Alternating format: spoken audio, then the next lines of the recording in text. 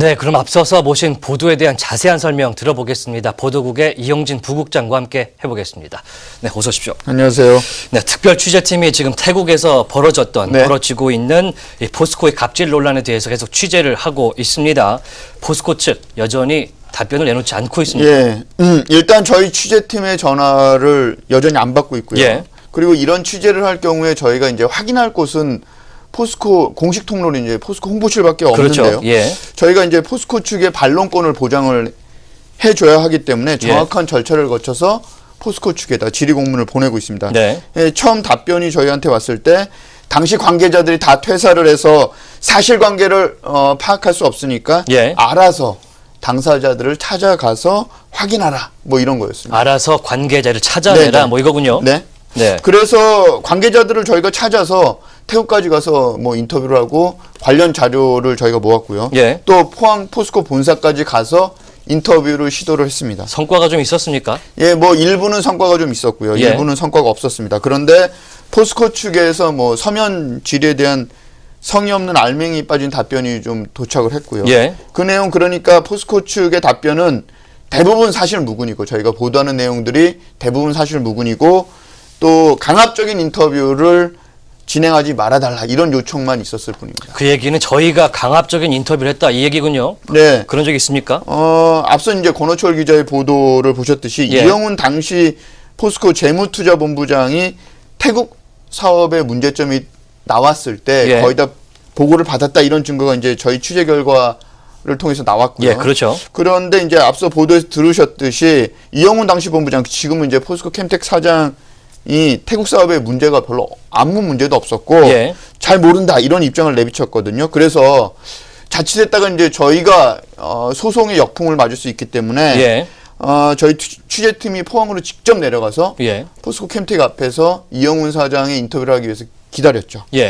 근데 당시 이제 포스코 홍보실 쪽 간부가 나와서 이영훈 사장이 광양으로 출장을 갔다. 광양으로. 내일은 출근하시니까 뭐 뉘앙스 상으로는 내일 와라. 예, 뭐 그런 식으로 답변을 줘서 저희가 다음 날 다시 아침 일찍 이영훈 사장을 만나뵈러 갔었죠. 네, 그랬더니 인터뷰 요청 자체를 좀 거절을 하셨고요. 다음 날 오라는 뉘앙스로 해서 인터뷰하러 갔더니 또 인터뷰를 못 하겠다 이렇게 나온 거군요. 그렇죠.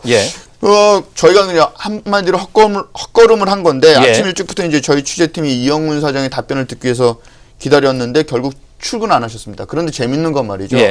저희가 다른 루트를 통해서 이제 확인이 된 건데 첫 번째 저희가 포항에 내려가서 회사 앞에서 직접 연락을 해서 인터뷰 요청을 했을 당시에 이영훈 사장이 출근하셨답니다. 그렇군요. 예, 그리고 그 얘기는 이제 광양 출장은 취재진을 따돌리기 위한 핑계 아니었나 뭐 이런 생각이 들게 했고요. 다음 날에는 또 이영훈 사장님께서 아예 출근 안 하셨습니다. 그러니까 태국 문제에 있어서 이영훈 당시 재무투자본부장 지금 캠텍 사장이죠.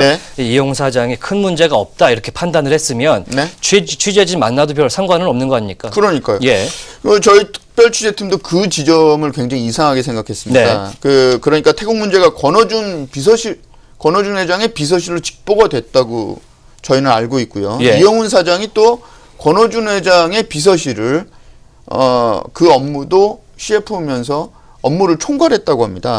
그러니까 문제가 터졌을 당시에 태국 법인장을 또 퇴출시킨 인사위원회가 열렸는데 거기에 또 주요 멤버로 이영훈 사장이 참석을 했었다. 뭐 이런 사실까지 저희가 확인했습니다. 그렇군요. 당시에 임원 퇴출을 결정했던 인사위원회 멤버들은 현재 어떻게 일하고 있습니까?